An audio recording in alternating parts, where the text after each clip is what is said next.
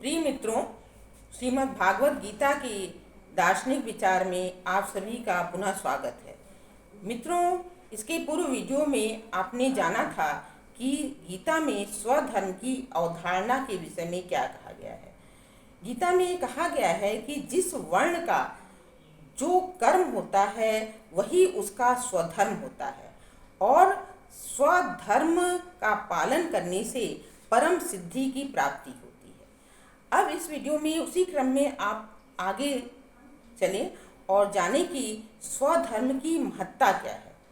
तो स्वधर्म की पालन की बात गीता में कही गई है कि स्वधर्म के पालन करने से परम सिद्धि की प्राप्ति होती है। तो पहला अगर हम इसके महत्व को देखें तो सबसे पहला महत्व इसमें यही निकल कर आता है कि इसमें कर्म की गरिमा को बताया गया है, कर्म के महत्व को बताया गया है। कर्म की गरिमा की इसमें पुष्टि होती है कि कर्म करना चाहिए, कर्म को कर्तव्य समझकर करना चाहिए। दूसरा अगर हम इसके महत्व को देखें तो इसमें व्यक्ति और समाज में घनिष्ठ संबंध को दिखलाया गया है, क्योंकि इससे जो है व्यक्ति और समाज में घनिष्ठ संबंध होता है, क्योंकि स्वधर्म ही जो है समाज की व्यवस्था का आधार है। तीसरा अगर हम इसके महत्व को देखें तो तीसरा महत्व इसमें से यह निकल कर आता है कि इससे व्यक्ति का आध्यात्मिक विकास होता है, क्योंकि आध्यात्मिक विकास किस तरह से होता है कि व्यक्ति जो कर्म करता है वह कर्तव्य समझकर अगर करता है तो उसके अंदर अहंकार नहीं आता, और अगर वह अहम की तुष्टि के लिए कर्म करता है तो उसके अंदर बहुत से विकार जैसे काम, क्रोध, लोभ, मोह, अहंकार जैसे विकार या कलयुग को प्रवृत्तियां पनपती हैं, जिससे उसका जो आध्यात्मिक विकास है वह अवरुद्ध होता है, उसमें बाधा पहुंचती है। इसलिए इसका जो तीसरा महत्व है वह आध्यात्मिक विकास की बात के कह रहा है कि जो भी आप कर्म करें वह कर्तव्य समझ कर चलें, जिससे कि आप आध्यात्मिक उन्नति की ओर अग्रसर होंगे, आपका आध्यात्मिक विकास होगा, आप आध्यात्मिक उन्नति की ओर उन्मुख होंगे।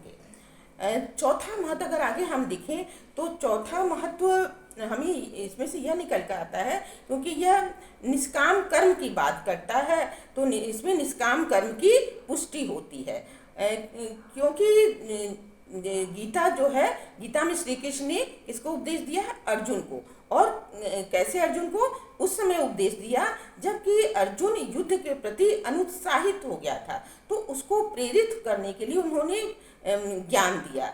और अर्जुन कौन थे? क्षत्रिय, और क्षत्रियों का स्वधर्म ही है युद्ध करना, और वह भी युद्ध कैसा? धर्म युद्ध। तो उन्हें उनको कर्म की ओर प्रेरित किया कि कर्म को निष्काम कर्म की ओर प्रेरित किया कि कर्म करना तुम्हारा अधिकार है, जिसका उल्लेख गीता के दूसरे अध्याय के 47वें श्लोक में हमें देखने को मिलता है। कर्मण्ये वाधिकारस्ते माँ फलेषु कदाचन माँ कर्म फल हेतुर्मा ते संगो अस्त्व कर्मणि।